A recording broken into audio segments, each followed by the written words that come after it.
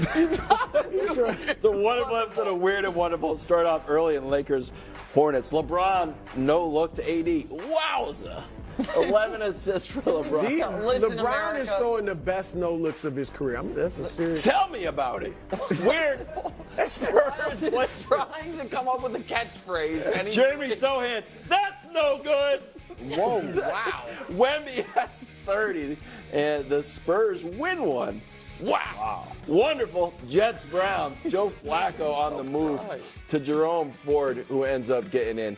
I put Flacco on Pumpkin Alert. It's a new segment that we're going to start doing. Guys who are playing well that we're just going to be mean to for no reason. Flacco, 309 and 3 touchdowns. Weird. Warriors lose to the Heat, and here's a video from postgame.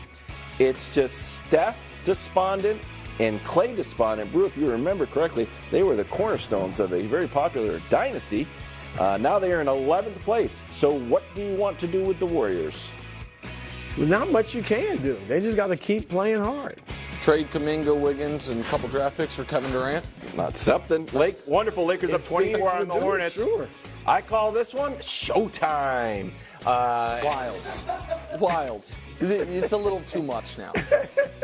You're wonderful. Memphis and Denver. Ha ha! It's the Joker. And the first at the buzzer. Literally couldn't miss. 26 points on 100% shooting. That's what I call a perfect game. And that's Weird and Wonderful from the National Fast Center. 49ers almost 2 touchdown favorites in Washington, D.C. Brock Purdy trying to bounce back from the worst game of his career. Gets a Commanders defense that gives up the most yards and the most points. Here's Brock Purdy. For me, I think it was huge just in terms of, being a quarterback in this league when things are going well. People can say some great things, and it's easy to buy into it a little bit. But, man, you got to put your head down, go to work, have that chip on your shoulder still, and still prove to yourself that, you got to continue to show your teammates that you're the guy week in and week out. So definitely something for me to learn from. Okay, quick update. That line has moved from almost 14 points to 14 points. Thanks, Wilds. Brew, can Purdy prove anything on Sunday? Unfortunately, no.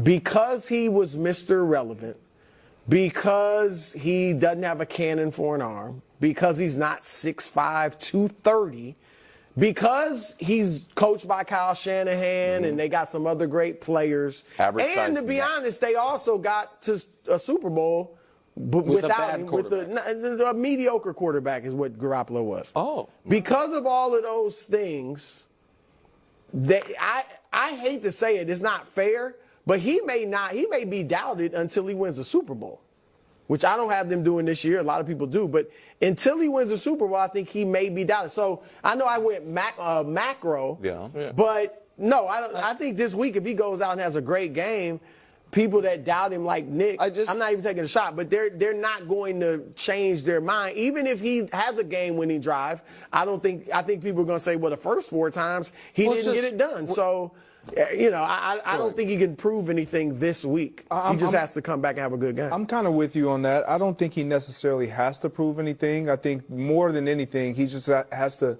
get his confidence back up. And what I mean by that is, like, we've seen him play clean ball. We've seen him play clean ball for a long time now, and he's only had a few games where he's looked the way – well, this is the only game he's looked that bad. But Kyle Shanahan is going to put him in the prime position. They're playing the Washington Commanders. Like, there's no stress that he's going to play poorly. It's, okay, we're going to make sure and ensure that we can run the football and make everything as crystal clear. The same way after the bye week, they went down to Jacksonville, and it was like their game was methodical. It was very scripted. Kyle Shanahan made everything easy for him. He simplified everything. They got Christian McCaffrey the ball in the running game and in the passing game, and he got his confidence back up, and then he went on a run. It's the same thing they're going to do. He doesn't have to do anything to be special. So can we – I want to show Wilds something, because Wilds thinks I'm being unfair to Brock Purdy, which is so odd because Wilds agreed with me on Brock Purdy 2 months ago and then flip-flopped and went back to him. You started becoming unfair. And so this is – where the Niners are right now is this season, when they've lost, it's been because of Purdy. And I can just show it to you. Now, I'm not saying that will always be the case, but they show him wins and losses. Now, you can argue when they've won, it's been because of him. I would say he's played great in their victories, and you can maybe point to a couple that he was the biggest reason they won. But when they've lost, it's been because of his poor play, flatly. And so, can he prove anything Sunday? Probably not. Because we expect this to not be a close game. We expect them to blow them out. And no one is denying that he can be great in the front runner position that he sometimes helps put them in. That he sometimes helps put them in. Well, except for the 4 times he hasn't, right? They've played 15 saying, but games. when they're out with the big lead, he's the one who builds it. Yeah, and so, well, sometimes he builds it, sometimes McCaffrey builds it, but he always plays well in those circumstances. Sure. He always plays well in those spots. I don't think that's unfair. I don't think it's unfair to look at the Niners right now and say, in their conference, we all agree, I think, they have the best defense. We all agree in their conference they have the best collection of weapons. We all agree, I think, they have one of the best coaches. Yeah. That the Niners question going into the playoffs, the reason that the NFC playoffs are not lock, stock, and smoke and barrel theirs is because there's a question about the quarterback. He, to me, can't prove anything about that on Sunday. That's okay. What? That's the tricky part. It's like, I got a question about you. It's like, all right, how can I alleviate your Well, like concerns? I said, he's got to pretty much win the Super Bowl. No, he doesn't. No, I do not think he has to win the Super Bowl. If they get to because when teams lose, the quarterback generally doesn't play that well. No, but say, because I could flip it and say, you know what, McCaffrey did nothing against the Cowboys. Purdy was excellent. That's why they won. When McCaffrey's good, when McCaffrey can be good and they can lose. Yes. And when Purdy's bad, they lose. Yes. When McCaffrey can be bad and they can still win. Because of the difference of That's what they are. One is a quarterback, one is a running back. If this were Week 18, or they had the Rams this week, and they were playing against the Rams, he could prove something. He could prove something. Absolutely. Okay. If there's a tight, this is somewhat opponent. He could dependent. get you if he does something. He could do something against the Rams to make you think, to add a check mark.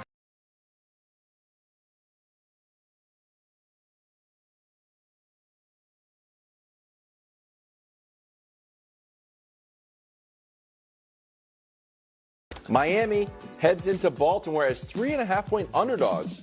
News this afternoon, Jalen Waddle out. What? Are we playing breakdancing music? Yes, it's for bro. Yesterday, Mike McDaniel posited a response to Patrick Queen's viral quote that the Ravens, quote, brand of football or play a brand of football that people don't want to play. Everybody wants to be cute, playing basketball on grass, and we are not with all that. Well, here's Mike McDaniel's response. Cute basketball on grass. So can you talk about the importance? Were they talking about me? Yeah, well, yeah. Cute basketball on grass.